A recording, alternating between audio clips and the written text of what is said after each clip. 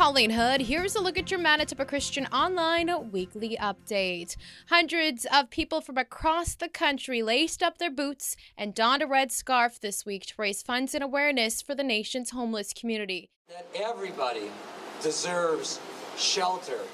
It was all part of the Ladybug Foundation's second annual Red Scarf Day, when people are encouraged to walk a mile in their shoes. In Winnipeg, participants walked from Portage in Maine to Higgins in Maine and then back. The Ladybug Foundation was started almost 8 years ago by 16-year-old Winnipeg resident Hannah Taylor after she spotted a man eating out of a garbage can on a cold winter day. Since then, the organization has raised more than $2 million for food, shelter, and safety projects. It was an unusual week for students at the University of Manitoba. For 3 days this week, several people, including Ignite's own Brent Kipe, spent a half hour in a cage as part of a human trafficking awareness event titled Cages on Campus. Tammy Youngins, organizer of the event, which is part of the Freedom 10x6 campaign and head of Segway, a faith-based student-run group at the school, says the cage represents the lack of freedom that human trafficking victims face.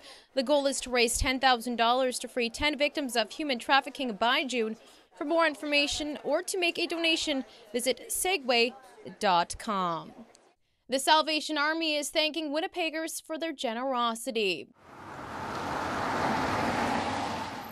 They say outpouring of support to victims of the Sherbrooke Street apartment fire in the way of clothing, chairs, couches, and much more has been tremendous. So much so that they can no longer accept donations at their Wiedema location on Logan Avenue. Instead, they are asking people interested in making material donations to call the National Recycling Office at 946-9177. There are also other needs that the Salvation Army meets for disaster victims that cannot be met by donations of clothing and furniture, such as toiletries and undergarments.